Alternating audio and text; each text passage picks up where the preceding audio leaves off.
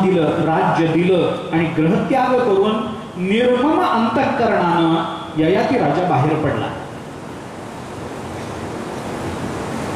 घर चांगलं आहे, राजेपण आहे, संतती चांगली आहे, भोग सगळे चांगले आहेत, पण आयुष्यामध्ये माणसाने ही सगळी अनुकूलता झाली तरी आयुष्याच्या एका विशिष्ट वळणावर निर्ममता आलीच पाहिजे. कुठेतरी या सगळ्याला सोडून देण्याचा विचार आपल्याकडे आला पाहिजे. ते माणसं सहजासहजी करत नाहीत म्हणून 60 वर्षाच्या निवृत्तीची मर्यादा घालावी लागते, नाहीतर 100 वर्षापर्यंत लोक नोकऱ्या सोडायला तयार झाले नसते. एक मर्यादा आहे, तिथपर्यंत गेलं पाहिजे, त्याचा त्याग झाला पाहिजे, निर्मम अंतःकरण झालं पाहिजे. कारण आतापर्यंत जे आपण मिळवलंय त्याच्यापेक्षा पुढचं चांगलं मिळवायचं असेल तर त्याच्याकरता आपल्या जीवनाची धारणा निश्चित झाली पाहिजे. निर्मम अंतःकरण होणं ही ब्रह्मप्राप्ती करता आवश्यक असलेल्या अधिकाराची भूमिका आहे. निर्मम झालं पाहिजे, एका विशिष्ट मर्यादेनंतर टाकून दिलं पाहिजे. विदुर मैत्रेय संवादामध्ये विदुर घर सोडून निघाले. आपण चिंतन करून पहा काय वैराग्य असेल विदुराचं. आपल्याला जे विदुर माहिती आहेत ते विदुर म्हणजे अत्यंत दरिद्री अवस्थेमधले, देशाचे प्रधान पण दरिद्री. पण सगळीकडेच विदुरांचं चिंतन असं आलं नाही. काही काही पुराणामध्ये विदुरांचं असं वर्णन आलंय की दुर्योधनाचा जसा महान होता तसा विदुरांचं वर होतं, इतके विदुर श्रीमंत होते. पण विदुरांनी धृतराष्ट्राला समजावून सांगितल्यानंतर दुर्योधनाधिकांनी ज्या वेळेला यांना हाकलून देण्याची भाषा केली आणि विदुरांनी आपलं धनुष्य दारावर ठेवून जेव्हा ग्रहत्याग केला स्वतःचा, तो कोणत्या घराचा, धृतराष्ट्राच्या घराचा त्याग करण्यात वैराग्य नव्हतं. विदुर अशा घरातून बाहेर पडले की ज्या घरामध्ये भगवान स्वतःहून आले होते. दुर्योधन का मेवा त्यागे चले विदुर के घर. दुर्योधनाचा त्याग करून स्वतःहून आमंत्रण नसताना ज्या घरामध्ये भगवंताची पावलं ज्या घराला लागली होती त्या घराचा त्याग करतानाही विदुरांना काही वाटलं नव्हतं. केवढं वैराग्य आहे. साधी घरं कोणी सोडेलो, पण ज्या घराला भगवंताचे पाऊल लागले ते घर सोडायचं म्हणजे कमी वैराग्य आहे का? ययाती राजाला एका बाजूनी भोगाचं टोक गाठताना भागवतांनी दाखवलंय आणि दुसऱ्या बाजूनी त्यागाचं टोक गाठताना भागवतांनी दाखवलं. ययाती राजाचं चरित्र हे आपल्याला भोग आणि त्याग या दोन्हीच्याही तीव्रतम भूमिकेचा सुवर्ण मध्य गाठायला शिकवतो. फार भोगासक्त राहण्यातही जीवनाची इति कर्तव्यता नसते आणि त्यागाकरता आवश्यक अधिकार प्राप्त झाल्याशिवाय त्याग करायचा नसतो. या दोन्ही भूमिका ययाती राजाच्या चरित्रातून दाखवून दिल्या. ययातीचा ग्रहत्याग झाला, त्यानंतर दुष्यंत आणि दुष्यंतानंतर भरताचं चरित्र सांगितलं. ज्यांच्या नावावरून आपल्या देशाला भारत नाव पडलं, या भरतांचं धैर्य वेगळं होतं, सामर्थ्य वेगळं होतं. भरताची कथा सांगून झाल्यानंतर भागवतांनी रंती देवाची कथा सांगितली. रंती देवाची कथा विलक्षण आहे, अद्भुत आहे. हे सगळे चरित्र अद्भुत आहेत. याच्यातून एका एका एका एका गुणाचा प्राकट्य आपल्याला दिसून येतं. सगळेच एकाच गुणांनी मंडित आहेत असं नाही. प्रत्येकाच्या चरित्रातून वेगवेगळ्या गुणांची जी भगवत प्राप्ती करता जे गुण आवश्यक आहेत त्या गुणांची अभिव्यक्ती भागवतांनी करून दिलेली. रंती देवाचं चरित्र अद्भुत चरित्र आहे. संयम काय असतो हे रंतीदेव शिकवतात. 48 दिवस रंतीदेवांना अन्न मिळालं नाही. 49व्या दिवशी रंतीदेवाला काही अन्न मिळालं, थोडं पाणी मिळालं.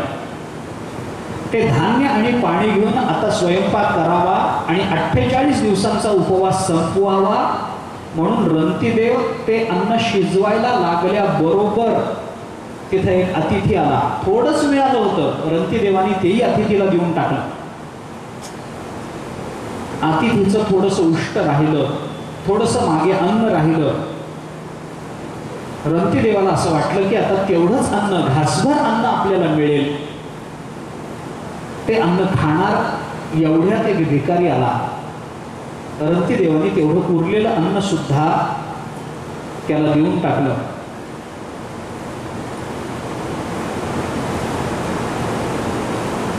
दुसऱ्याचं दुःख न बघवणारे रंतीदेव आहेत.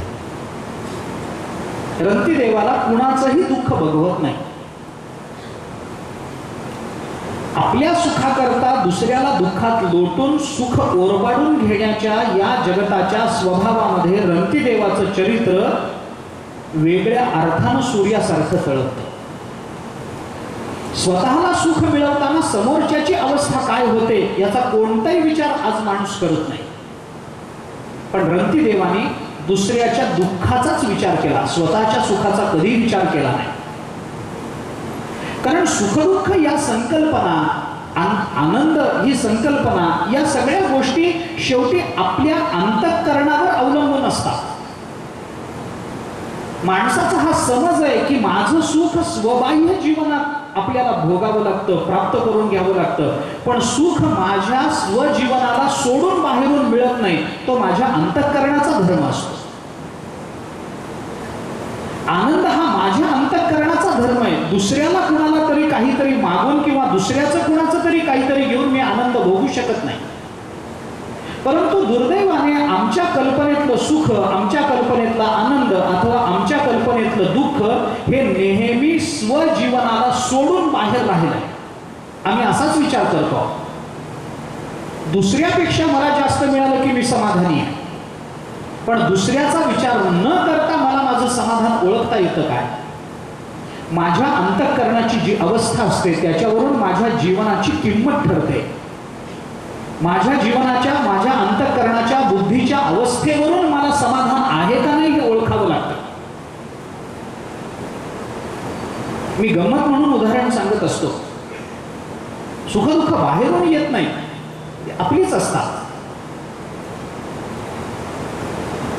एक न्हावी एका राजाची हजामत करत होता. राजाने सहज न्हाव्याला विचारलं, काय न्हावी दादा, कसं काय राज्य? राज्याची अवस्था न्हाव्याला विचारली इतका असं काही न्हावी प्रधान नव्हता. पण काहीतरी बोललं पाहिजे ना त्यावेळेला. वेळ जाण्याकरता काय चाललं तर काय करावं म्हणून सहज विचारलं, काय न्हावी दादा, काय म्हणतं राज्य? न्हावीने सांगितलं, महाराज आपल्या राज्यासारखं राज्य नाही. अहो, आपल्या राज्यातला कोणीही सामान्य मनुष्य 100 रुपये कमावतो दिवसा काठाला, आनंदात आहे. राजाला बरं वाटलं. सगळं झाल्यानंतर तेल चोळायला म्हणून, तेल आणायला म्हणून न्हावी आत गेला आणि राजाने विचार केला, सगळं राज्य 100 रुपये कमावतं तर यांनी 100 रुपये कमावले असले पाहिजे. राजाने त्याची धोपटी उघडली, खरंच त्यात 100 रुपये होते. राजाला गंमत करावी वाटली, त्याने ते 100 रुपये घेऊन खिशात ठेवले.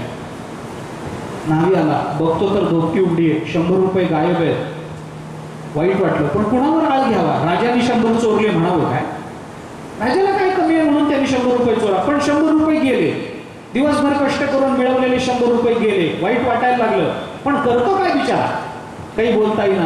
मग सगळं झाल्यावर राजाने विचारलं, मग न्हावी दादा काय म्हणणं आहे, आपलं राज्य सुखात आहे ना? न्हावी म्हणाला, कशाचं सुखात महाराज, राज्यात चोरांचा इतका सुळसुळाट आहे,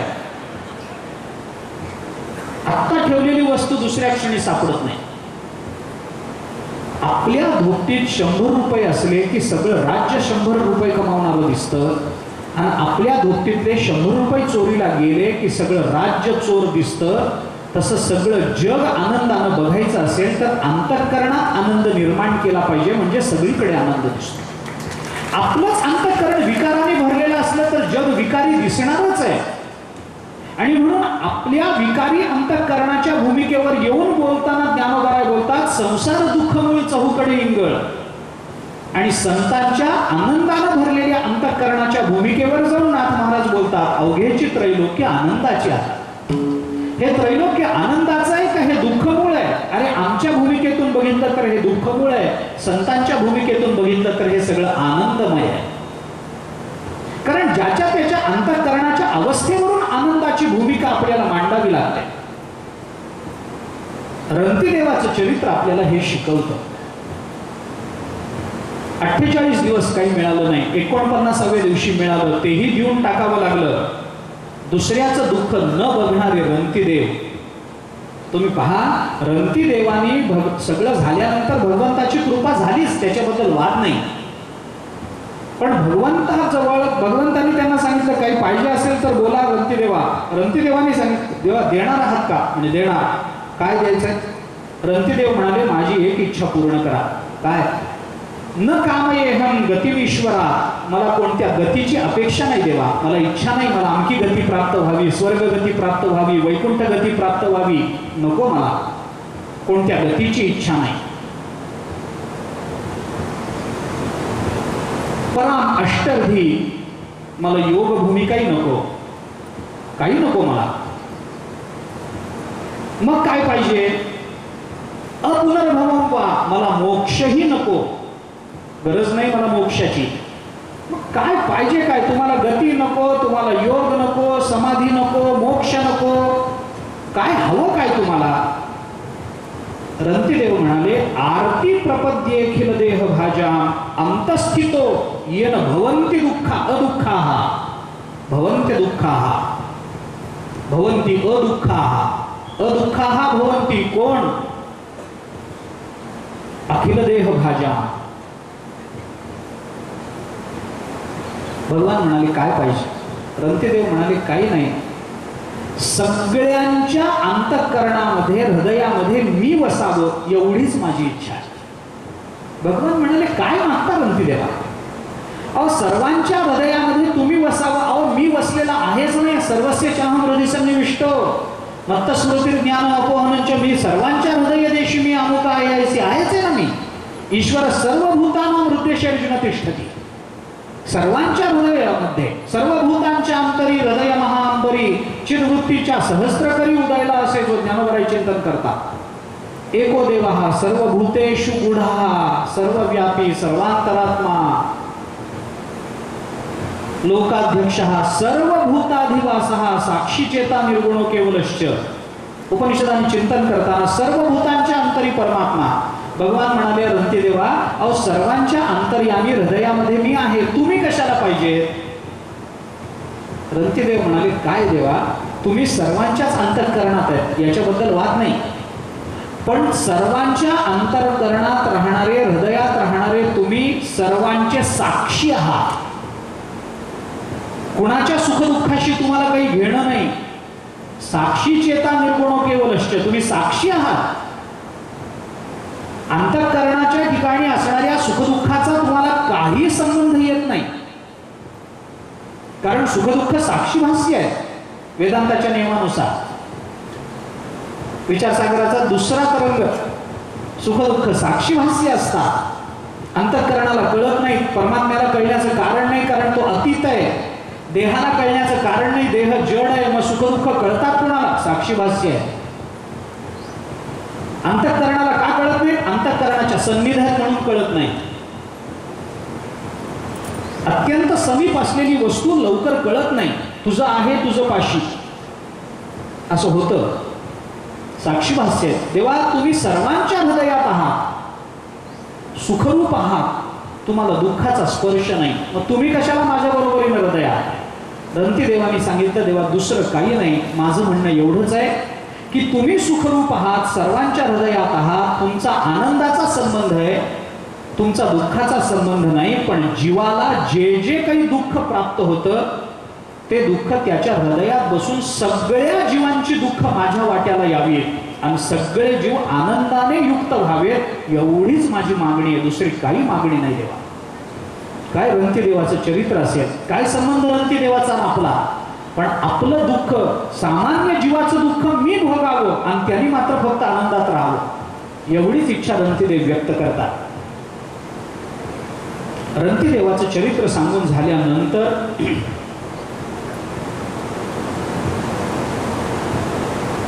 पांचाल कौरव कुलाची आणि मगध देशांच्या राजाची वंशाची वर्णन भागवतांनी केली आहे. त्याच्यानंतर यदूचं चरित्र आलं आणि यदूच्या चरित्रानंतर विदर्भ वंशाच्या सर्व राजांची चरित्र या 24 अध्यायामध्ये प्रकट होतात आणि भागवताचा 9वा स्कंध इथं संपतो. इथून पुढे दशमस्कंधाला प्रारंभ होतो. हा दशमस्कंध हा भगवंताच्या लीलांचं चिंतन करणारा आहे. भगवंताच्या लीला आपल्याला कळल्या पाहिजेत. भगवान श्रीकृष्णाचं प्राकट्य करणारा हा स्कंध आहे. भगवंताचं चरित्र हे वेगवेगळ्या स्तरावर आपल्या जीवनामध्ये किती आणि कोणत्या पद्धतीचं आनंद निर्माण करतो हे या दशमस्कंधातून आपल्याला कळणार आहे. भगवान श्रीकृष्णाच्या अवताराची कथा आणि भगवान श्रीकृष्णाने विविध लीला करून वृंदावनामध्ये जो काल्याचा प्रसंग साजरा केला तिथपर्यंत आपल्याला यायचं आहे. या दशमस्कंधामध्ये भगवंताच्या चरित्राचा विचार करण्याच्या पूर्वी या आपण दशमामध्ये ज्याचं चिंतन केलं गेलं त्याचं थोडंसं नामस्मरण करू आणि नामस्मरणानंतर भगवंताचं थोडंसं चरित्र पाहू.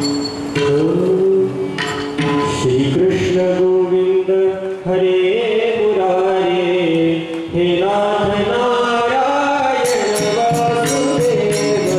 श्रीकृष्ण गोविंद हरे मुरारे हे नाथ नारायण वासुदेव. श्रीकृष्ण गोविंद हरे मुरारे हे नाथ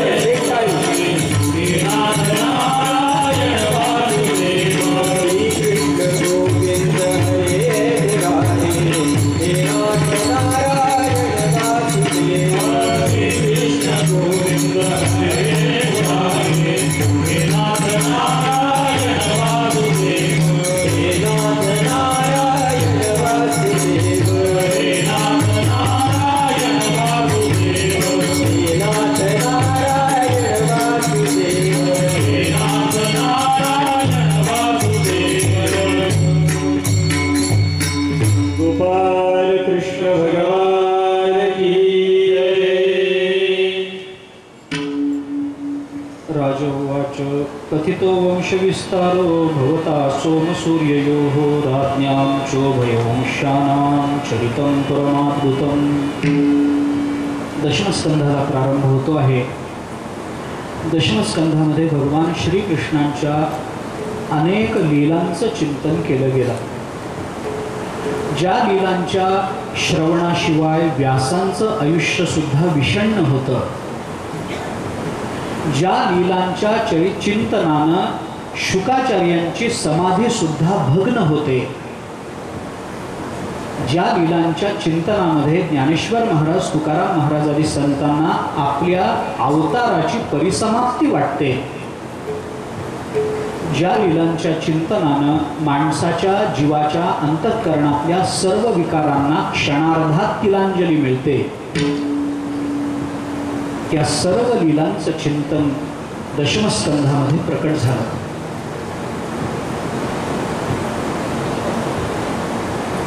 गंगा नदीच्या तटावरती परीक्षित राजा भगवान शुकाचार्यांना विचारतो, महाराज, आपण चंद्रवंश आणि सूर्यवंशाचा विस्तार मागच्या सगळ्या स्कंधामध्ये आम्हाला विस्ताराने सांगितला.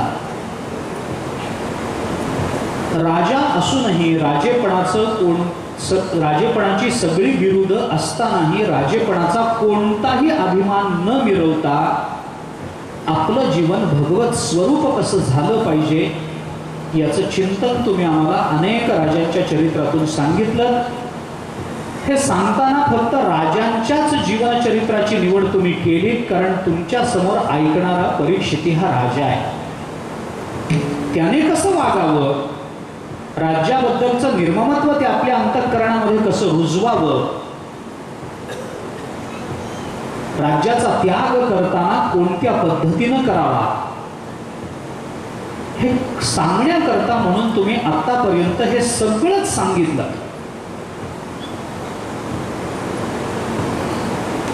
परंतु त्याच वंशामध्ये ज्या भगवान श्रीकृष्णांचा आविर्भाव झाला,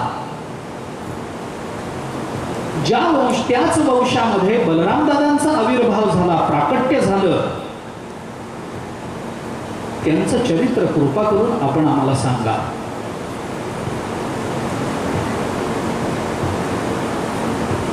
ज्या भगवान श्रीकृष्णांच्या चरित्रातलं चिंतन आम्हाला सांगा अशी प्रार्थना परीक्षित राजा भगवान शुकाचार्यांना करतात. ते करत असताना यदोश्च धर्मशीलस्य नितराम मुनी सत्तम तत्राम शेनावतीर्णस्य विष्णोर्वीर्याणि शंस नहा असे शब्द परीक्षित राजाने वापरले. अवतीर्य यदोर्वंशे भगवान भूत भावनः कृतवान यानि विश्वात्मा तानि नो वद विस्तारात. परीक्षित राजांची भूमिकाच अशी आहे की हे आम्हाला विस्तारानं सांगा. भगवान शुकाचार्यांच्या आणि आपल्या भागवताच्या चिंतनामध्ये हाच फरक आहे.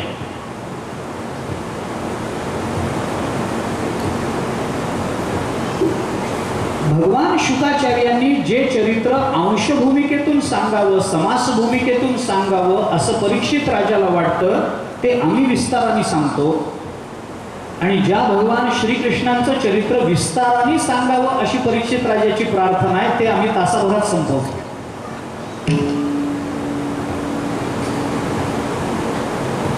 म्हणून सांगणारे शुकाचार्य सापडत नाही, तर ऐकणारे परीक्षित सापडत नाही. महाभारतामध्ये आणि रामायणामध्ये एक श्लोक फार चांगला आहे, दोन्हीकडे हा समान श्लोक आहे. सुलभा पुरुषा राजन सततम प्रियवादिनः अप्रियस्य च सत्यस्य वक्ता श्रोता च दुर्लभा. असा वक्ताही दुर्लभ आहे ना असा श्रोताही दुर्लभ आहे. तानी नो वद विस्तारात. आम्हाला या भगवान श्रीकृष्णांच्या चरित्राची व्यासकथा सांगा. कथा समास पद्धतीनं आणि व्यास पद्धतीनं दोन पद्धतीनं प्रकट होते. फक्त उल्लेखानं सांगणं जाणं ही समास पद्धत आहे आणि विस्तारानं सांगणं ही व्यास पद्धत आहे. त्याच्यात व्यास महर्षींचा संबंध नाही, व्यास या शब्दाचा संबंध आहे. वर्तुळाचा व्यास मोजतो ना आपण, त्याला व्यास म्हणतो. वर्तुळाचा परीघ आपल्याला माहिती आहे. व्यास वर्तुळाच्या अर्ध्यापासून वर्तुळाच्या परिघापर्यंत जाणाऱ्याला त्रिज्या म्हणतात मराठीत. आणि वर्तुळाच्या एका टोकापासून दुसऱ्या टोकापर्यंत जी सरळ रेषा जाते तिला व्यास म्हणतात. म्हणजे पूर्ण वर्तुळाचं मोजमाप ती प्रकट करते. म्हणजे संपूर्ण सांगणं याला व्यास पद्धती असते. ही व्यास पद्धती. कृतवान याने विश्वात्मा ताने नो वद विस्तारात.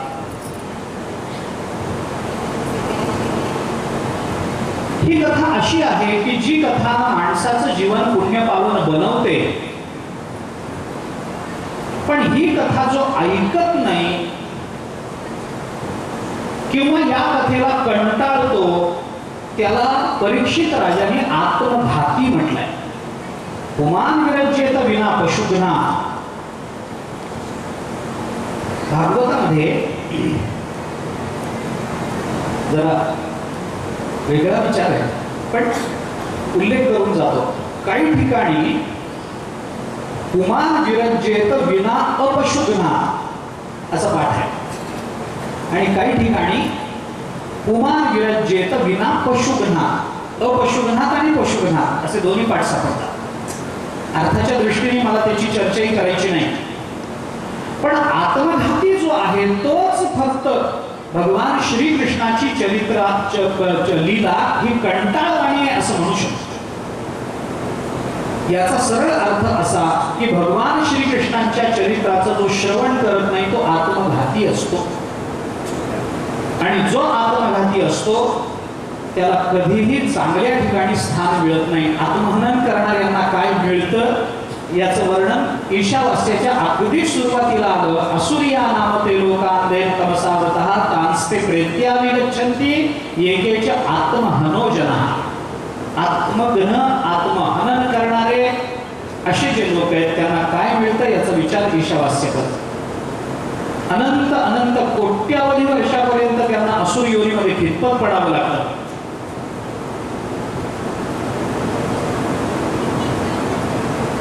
म्हणून पशुघ्ना आणि अपशुघ्ना या अपशुघ्नाची फोड करताना अपशुघ्ना अशी करावी लागते म्हणजे त्याची संगती लागते.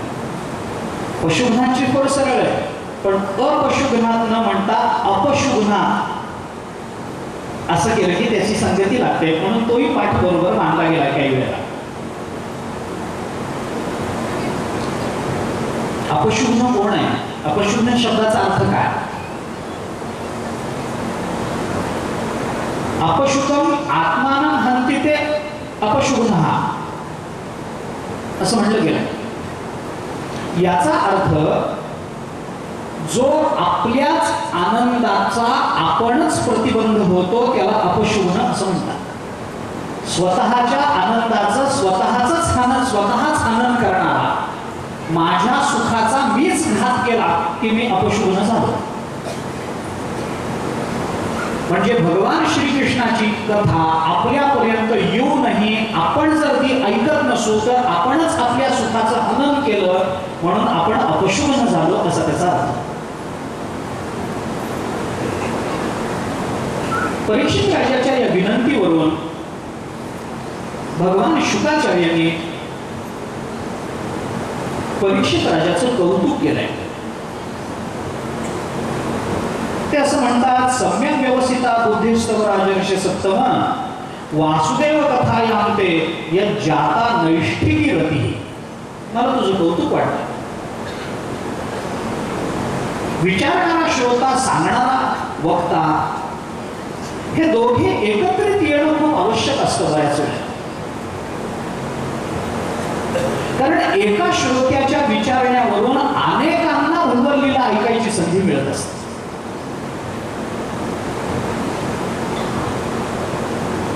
एका श्रोत्याने जर एक प्रश्न विचारला, अर्थात तो संयुक्तिक आणि विषयाला धरून असला तर हे कंसाचा,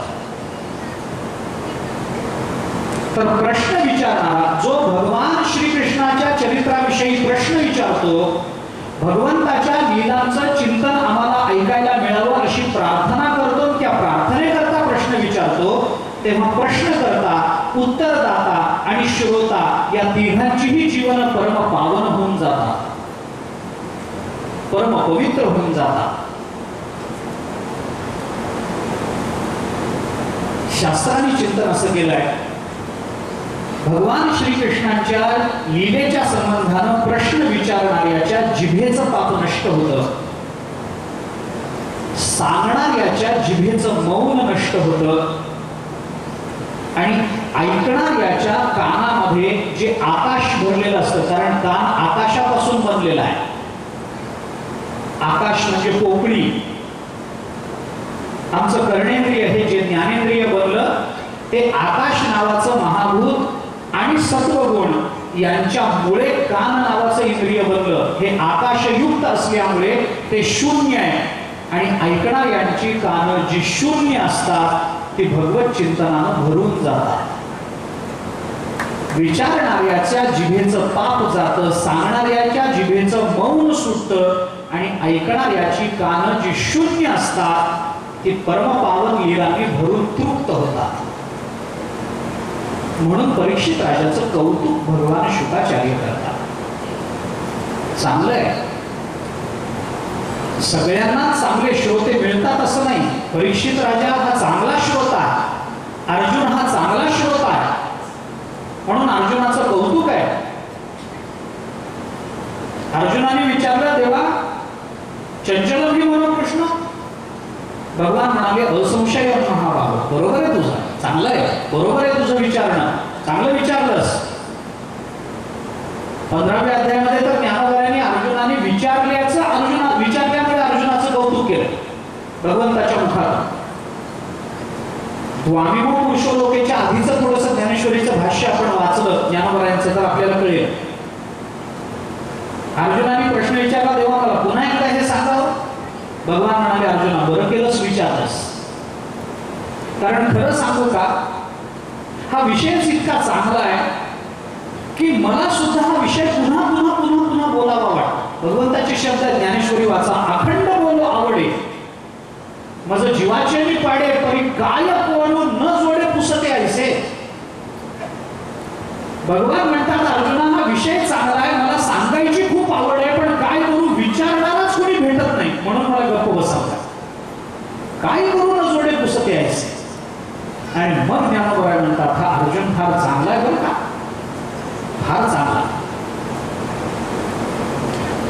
किती चांगला. ज्ञानोबरायांनी चिंतन करताना अर्जुनाला उदाहरण दिलंय, श्रीकृष्णोक्ती सागरा हा अगस्तीची दुसरा, घोट भरो पाहे एक सराव घ्यायचा.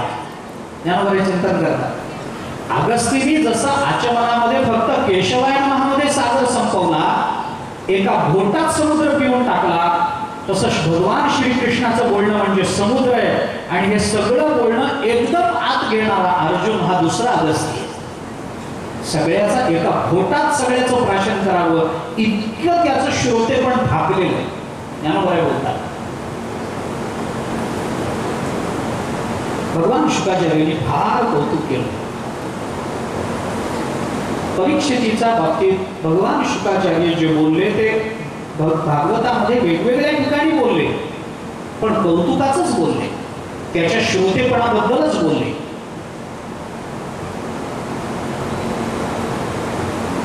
त्याला सांगितलं होतं, बाबा दशमस्कंद सुरू होणार आहे, बघ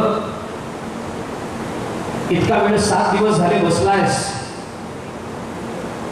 हात पाय अवघडले असतील, तुला बसायची सवय नाही, राजा आहेस तू, सिंहासनावर बसून तुला माहिती आहे, मऊ गादीवर बसून माहिती आहे, दरबारसनावर 7-7 दिवस बसायचं, तसाच बसलायस, जा थोडे हातपाय मोकळे करून ये, भूक लागली असेल तर काही खाऊन ये, तहान लागली असेल तर काही पिऊन ये. परीक्षितेने सांगितलं नाही म्हणे, नैषापि दुस्सह क्षुन्मां त्यक्तोदमपि बाधते पिबन्तन्त्वं मुखां पूजां च तमरिकतामृतं. नाही म्हणे, मला काही नको. शुकाचार्यांनी भोजन सुरू केल्याबरोबर परीक्षित राजा मध्ये जाऊन पाणी पिऊन येत होता असं केलं नाही. मी इथलं बोलतच नाही. पिबंतत्वं मुखांबोधं च्युतं हरिकथा. अरे तुमच्या मुखातून हे अमृत पाझरतं आणि या अमृताला सोडून मी दुसऱ्या अन्य काही चिवड्या लाडूची अपेक्षा करू काय? मान्य आहे की भूक माणसाला सहन होत नाही, मान्य आहे. म्हणून भागवताचा सप्ताह विधी सांगताना सुद्धा जेवण करू नये असं जरी सांगितलेलं असलं तरी भागवतच म्हणतं जेवण न करता त्रास करून कथा ऐकायची असेल तर त्याच्यापेक्षा जेवण करून शांत चित्ताने कथा ऐकलेली चांगली असते. भागवतानेच सांगितलंय. म्हणजे उपाशीच राहिलं पाहिजे असं बंधन नाही आहे. तहान लागली पाणी प्यावं, कारण पाणी पिण्याने जर चित्त एकाग्र होणार असेल तर पाणी पिऊन कथेला बसावं, चांगली गोष्ट आहे, आनंद आहे. नाही नियम आहे फार त्रास होतो तरी पाणी प्यायला जायचंच नाही आणि मग आता कधी संपते, मग कधी पाणी मिळेल, कधी संपते कथा, मग पाणी मिळेल, हे करण्यापेक्षा पाणी पिऊन कथेला बसावं. मग कथा अर्धा एक तास उशिरा सुटली तरी चालते, घाबरू नका. मी भागवतांनी काय सांगितलं याचा विचार सांगतो. भगवत लीला ऐकायच्या आहे. दशमस्कंधाचा जो प्रारंभ होतो त्याच्या पहिल्याच अध्यायामध्ये भगवंताच्या अवतरणाकरता अपेक्षित असं वातावरण आपल्याला कळावं याकरता म्हणून ही पृथ्वी गायीचं रूप घेऊन भगवंताकडे गेल्याचं वर्णन येतं. भगवान श्रीकृष्णाचं प्राकट्य भगवंताचं कोणत्याही अवतारातलं प्राकट्य व्हायचं असेल तर त्याच्याकरता काही पूर्व अवस्था चांगली असावी, त्या प्राकट्याकरता अनुकूल वातावरण असावं, हे बघितलं गेलंय. त्याच्याकरता वसुदेव देवकीचा विवाह, कंसाकडून त्या देवकीच्या अनेक पुत्रांची हत्या, हे सगळं पहिल्याच प्रकरणामध्ये अध्यायामध्ये येऊन गेलंय. भगवंताचा अवतार साजरा करायचाच आहे, प्रश्नच नाही. थोड्याशा लीलाही सांगायच्या आहेत, कार्यापर्यंत जायचंच आहे, तो विषय नाही. पण थोडं मी त्याचा संकोच करतो, मला बोलायचंय ते थोडं वेगळं आहे. परित्राणाय साधूनां विनाशाय च दुष्कृतां धर्मसंस्थापनार्थाय संभवामि युगे युगे, हे भगवान बोलले. मी अवताराला येतो, कधी येतो, येण्याकरता काही वातावरण लागतं. कधी येतो अवताराला? सज्जनांना त्रास व्हावा, दुर्जन माजलेले असावे, धर्माला ग्लानी यावी, तर मी अवताराला येतो, भगवान बोलले. परंतु हे भगवंताचं बोलणं कोणत्या अर्थाने घ्यायचं याच्यावर टीकाकारांनी पुष्कळ चिंतन मांडलेलं आहे.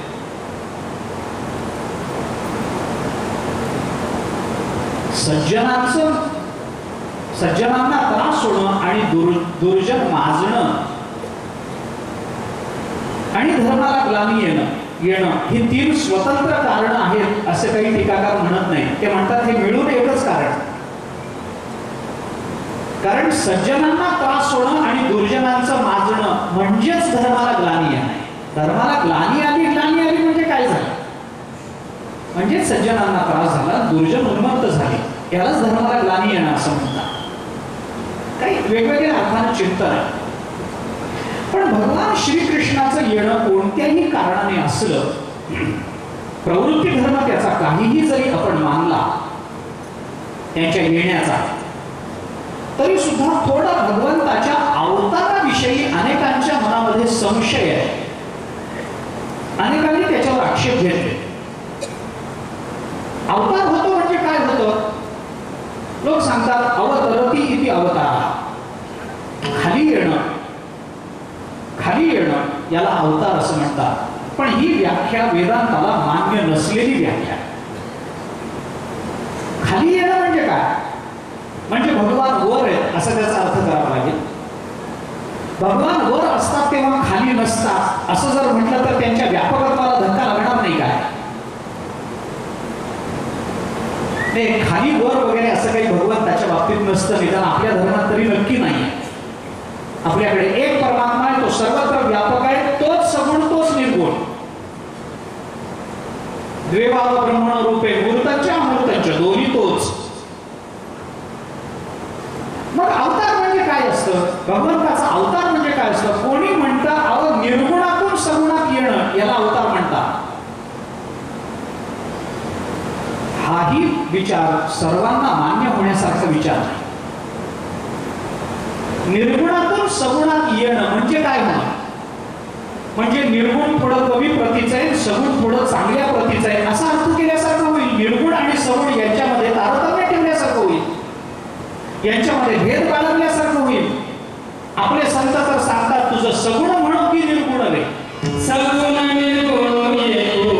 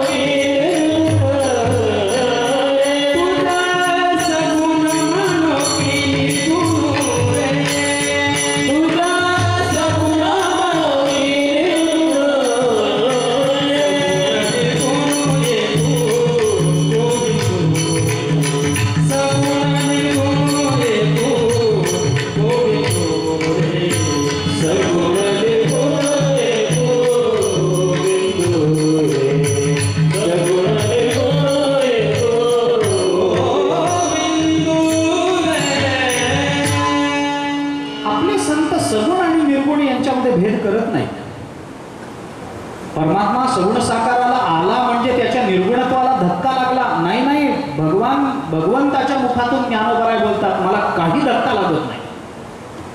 मूर्तीचे मिळे मूर्ताची होली खेळे परी अमूर्तपण न मिळे दादुले याचे ज्ञानोबरायांचं चिंतन. सगुण निर्गुण एक गोविंद रे. तुकोबराय म्हणतात सगुण निर्गुणाचा ठाव विटे पाव धरियली.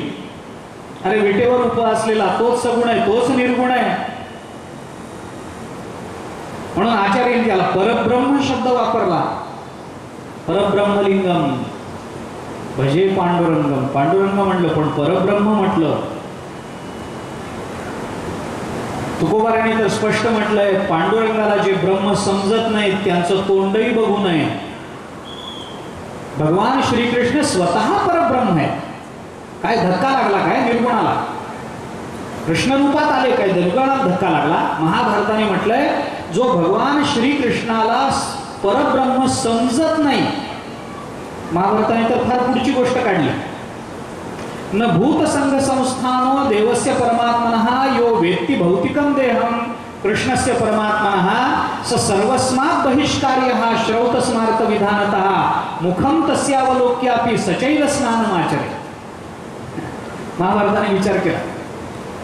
महाभारत म्हणतं भगवान श्रीकृष्णाला जो परब्रह्म समजत नाही आणि केवळ देह धारण केला म्हणून माणूस समजतो अशा कोण भगवान स्वतः त्याला मूढ म्हणतात. अवजानन्ति मां मूढा मानुषीं तनुमाश्रितम.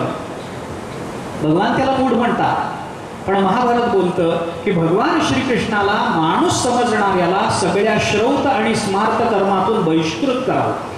कोणत्याही कर्माचा त्याला अधिकार नाही. जो भगवान श्रीकृष्णाला माणूस समजतो परब्रह्म समजत नाही त्याला सर्व कर्मातून बहिष्कृत करावं.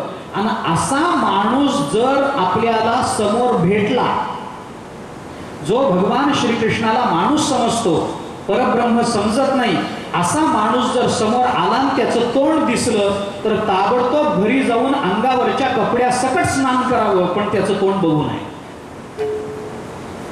भगवान श्रीकृष्णाला माणूस समजायला शास्त्र तयार नाही. मग अवतार म्हणजे काय आहे? वरून खाली येणं अवतार नाही. निर्गुणातून सगुण येणं सगुणात येणं म्हणजे अवतार नाही. मग अवतार म्हणजे काय? जगद्गुरु शंकराचार्यांनी ब्रह्मसूत्र भाष्यामध्ये एके ठिकाणी एका वाक्यात अवताराची भूमिका अतिशय सुंदरपणाने स्पष्ट केली. आचार्य म्हणतात अवतार अवतार म्हणजे काही नसतं. अवतार म्हणजे आतापर्यंत डोळ्याला न दिसणारा डोळ्याला दिसायला लागतो त्याला अवतार म्हणतात. सगळ्यात सोपी व्याख्या आचार्यांनी केली. जे इंद्रिय गोचर तत्व नव्हतं किंवा इंद्रिय गोचर नव्हतं ते इंद्रिय गोचर झालं. ज्याच्या ठिकाणी अगोचरत्व होतं ज्या तत्वाच्या संबंधाने तेच तत्व आता आमच्या डोळ्यांना दिसायला लागलं. तुझं पाहता सामोरी दृष्टीनं फिरे माघारी, माझ्या चित्ता तुझ्या पाया मिठी पडली पंढरी राया. भगवान श्रीकृष्ण म्हणजे परब्रह्म आहे. आक्षेप आहे. थोडीशी वेदांताची चर्चा करतो. मला कल्पना आहे आपल्याला लीला ऐकायच्या आहेत, मलाही सांगायच्या आहेत, पण थोडी वेदांताची चर्चा केली पाहिजे.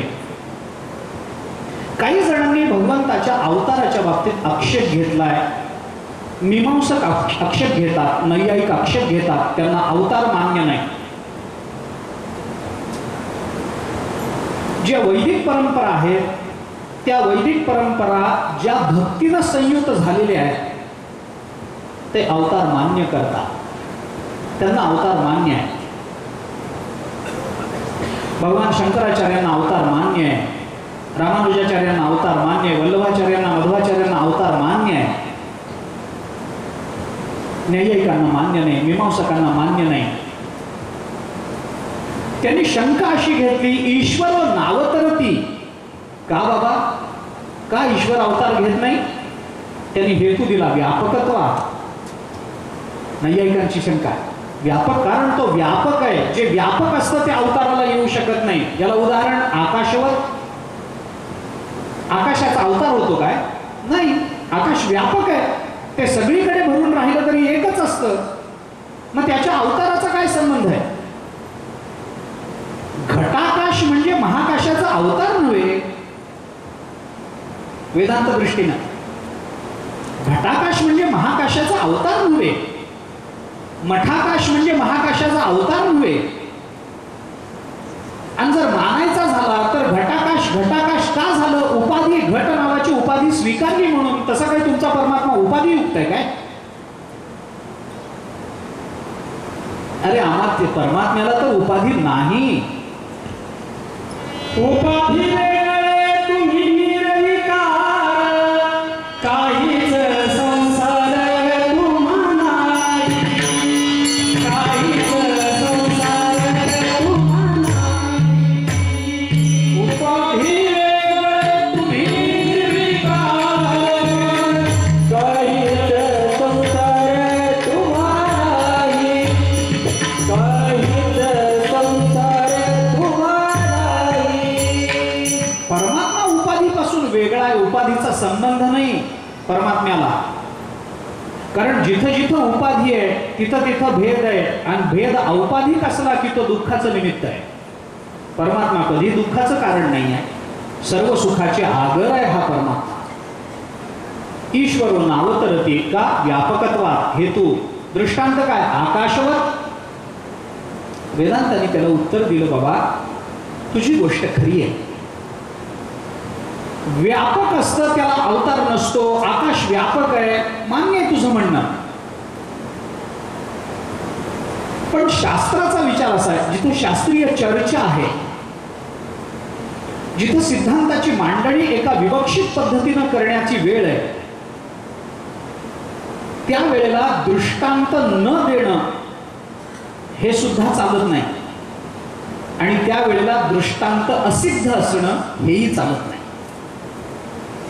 वेदांत्यांनी नैयायिकांना सांगितलं, बाबा तुमची गोष्ट जरी खरी असली तरी सुद्धा तुमचा दृष्टांत असिद्ध आहे. का असिद्ध आहे? त्याचं कारण त्यांनी सांगितलं. आकाश व्यापक आहे हे मान्य आहे, मान्य आहे. पण पंचमहाभूताच्या पंचीकरणातून ज्या वेळेला विश्वोत्पत्ती सांगितली जाते त्यावेळेला आकाश व्यापक आहे, पण वायूच्या रूपात प्रकट होतं की नाही? वायू कुठे स्थिरावतो? आकाशातच. मग ते आकाश वायूच्या रूपात प्रकट होतं की नाही? मान्य आहे, होतं. वायूला स्पर्श नाही, किंवा आकाशाला स्पर्श नाही, वायूला नाही, आकाशाला स्पर्श नाही. स्पर्शविहीन आकाशाचा अनुभव घ्यायचा असेल तर ते आकाश स्पर्शरूप असणाऱ्या वायूच्या रूपानं प्रकट होतं. त्यावेळेला आकाशाचा अनुभव येतो की नाही? उदाहरण सांगतो. चला उदाहरण सांगतो. इथं आकाश भरलेलं आहे. कशावरून ओळखायचं? तुम्ही हात हलवा. हात हलवला की वारा लागतो की नाही हाताला? मग वारा लागतो त्याच्यावरूनच, त्या वायूवरूनच आकाशाची कल्पना होते की नाही? होते. म्हणजे स्पर्शविहीन असणारं आकाश जर स्पर्शरूप वायूच्या रूपात प्रकट होतं, रूपरहित असणारा वायू जर रूपवान तेजाच्या रूपानं प्रकट होतो, रसहीन असणारं तेज जर रसरूप असणाऱ्या आपाच्या रूपात प्रकट होतं, आणि गंधहीन असणारा आप जर पृथ्वी गंधरूप असणाऱ्या पृथ्वीच्या रूपात प्रकट होतो, तर या सगळ्यांना एवढं करता येणं शक्य आहे. तर आमच्या परमात्म्याला निराकारातून साकार होता येत नाही काय? तू काय म्हणतो आकाशवर? त्यांनी सांगितलं, अहो तसं नाही, थोडी शास्त्रीय चर्चा आहे, तेवढाच वेळ झोप लागली तर बरं. त्यांनी सांगितलं तसं नाही बाबा. मग व्यापकत्व हा जो हेतू आहे की नाही, हा हेतू अनैकांतिक आहे. व्यापकत्व हे नेहमी आत्मतत्वात राहत असतं. नाही का? पूर्वपक्ष करण्यात वेदांतांनी त्याला सांगितलं मान्य आहे. अनेक हेतू अनैकांतिक आहे हा दुसरा विचार झाला. व्यापकत्व फक्त आत्म्यातच राहतं, कारण नैयायिक आत्माही व्यापक मानतात, आकाशही व्यापक मानतात, दिशाही व्यापक मानतात आणि कालही व्यापक मानतात. वेदांतामध्ये फक्त आत्मा व्यापक आहे. न्यायशास्त्रामध्ये 4 गोष्टी व्यापक आहेत आणि एक समयावच्छेदानं व्यापक आहे. मग वेदांतांनी सांगितलं तसं नाही. आत्मा जर व्यापक असून देहवान होतो, तर परमात्मा व्यापक असून देहवान व्हायला काय हरकत आहे? तो अवताराला येऊ शकतो. त्यांच्या मदतीला मीमांसक धावले. ते म्हणाले, अवताराला येणं किंवा देह धारण करणं तुम्ही म्हणताना, पण देह धारण करण्याकरता कर्म लागतं. तुमचा आत्मा कर्म करतो काय? देह धारण करण्याकरता कर्म लागतं. आत्म्याला किंवा जीवाला कर्माकर्म आहे म्हणून त्याचा अवतार आहे, म्हणून त्याला पुनर्जन्म आहे. आगा करवी जे उरावे तैती ही सुखदुःखी फळावे, तया ते भोगावया यावे देहा एका असं आहे म्हणून तो पुन्हा जन्माला येतो. तसं आत्म्याला काही कर्माकर्म आहे काय? परमात्म्याला कर्माकर्म आहे? नाही. वेदांतांनी त्याला उत्तर दिलं, बाबा आत्म्याला परमात्म्याला कर्माकर्म नाही असं समजू नका. या जगताचं पालन करणं हे त्याचं कर्मच आहे. सगुण विग्रहामध्ये या जगताची उत्पत्ती सत्ता मात्रानं तो घडवतो. या जगतातल्या प्रत्येकाचा तो आधार होतो, प्रत्येकाला सांभाळतो, पोसतो, वाढवतो, सगळ्याचा करून घेतो. म्हणून कर्माचा विचार करताना काही कर्म ही देहारंभक असतात आणि काही कर्म ही भोगारंभक असतात. प्रारब्धाचा 2 पद्धतीने विचार जीवाच्या संबंधात म्हणून लावला जातो. काही कर्म भोगारंभक आहेत, काही कर्म जन्मारंभक आहे. परमात्म्याला भोगारंभक कर्म नसतं, पण परमात्मा स्वतःच्या सत्तेनं मायेचा आधार घेऊन जन्मारंभक कर्माचा स्वीकार करतो आणि अवताराला येऊ शकतो. ठीक आहे. त्यांनी सांगितलं कशावरून? फलवैचित्र्यावर. हे त्याचं मला कल्पना आहे की हे थोडे शास्त्रीय शब्द आहेत. आचार्यांनी चिंतन करताना हे कारण सांगितलंय की या जगतामध्ये जेवढं वैचित्र्य आहे तेवढं वैचित्र्य माणूस निर्माण करू शकत नाही. इतकंच नाही, या जगतामध्ये जेवढं वैचित्र्य आहे त्या वैचित्र्याच्या सौंदर्यावरून आपल्याला ही कल्पना करता येते की इतकं सौंदर्य देवाशिवाय कोणी निर्माण करू शकत. मनसा अपि अचिंत्य रचना रूपस्य, आचार्यांनी भाष्यामध्ये वापरलेला शब्द. किती वैचित्र्य आहे महाराज या जगतामध्ये. एक एकासारखा नाही हो. एक एकासारखा नाही. आपण परवा बोललो ना, प्रत्येक एक माणूस एकासारखा नाही. किती वैचित्र्य. एक देश दुसऱ्या देशासारखा नाही, एक गाव दुसऱ्या गावासारखं नाही, एक घर दुसऱ्या घरासारखं नाही, एक माणूस दुसऱ्या माणसासारखा नाही. माणसाची 5 बोट बघितली तर एक बोट दुसऱ्या बोटासारखं नाही. म्हणून सध्या त्या फिंगरप्रिंटला महत्व आहे, कारण वेगळे पण तिथे आहे, त्याच्याशिवाय काही नाही. आपल्या बोटाचा ठसा हाच आपला मुख्य आधार आहे.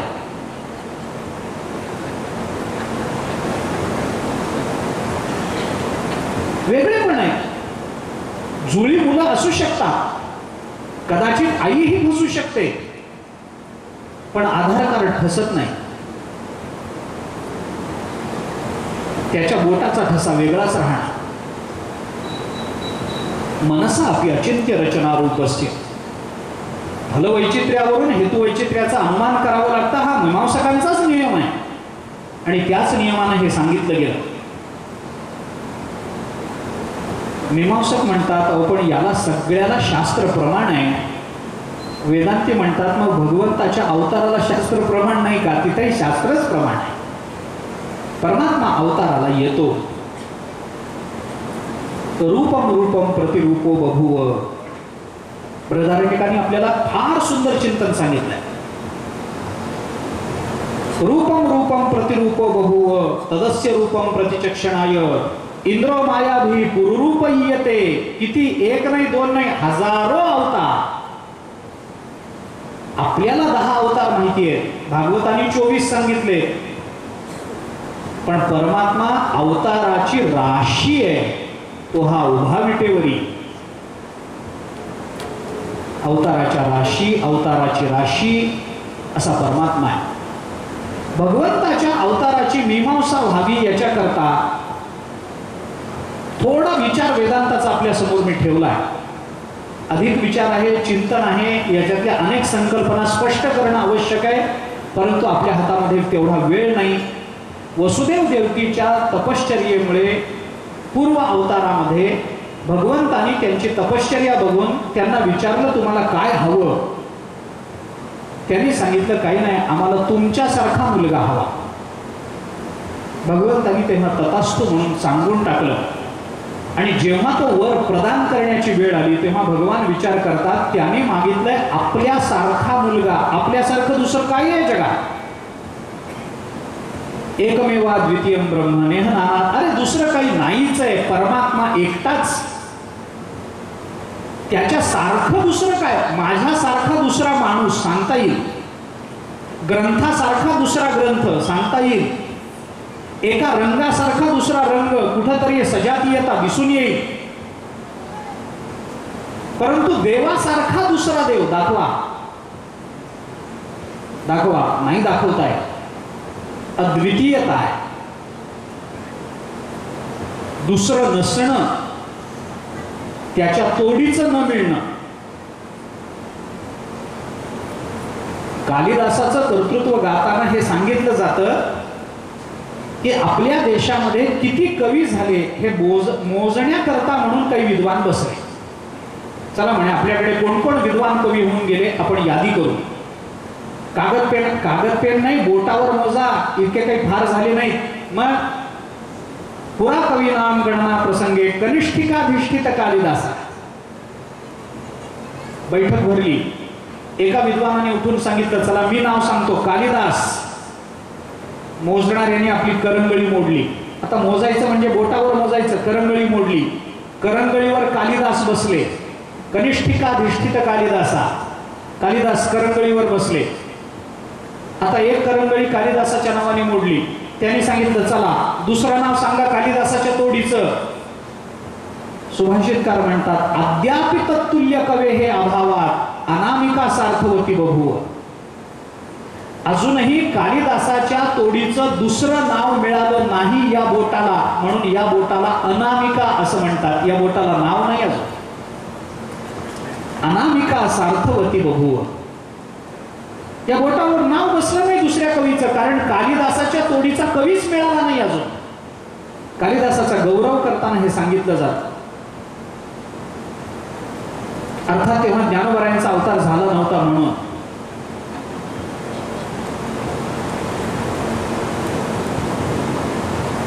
तसं भगवंताच्या तोडीचं दुसरं काही नाही. वर देण्याची वेळ आली तेव्हा भगवंताने विचार केला, त्यांनी मागितलाय आपल्यासारखा मुलगा आणि आपल्यासारखा दुसरा नाही, मग माझ्यासारखा मीच.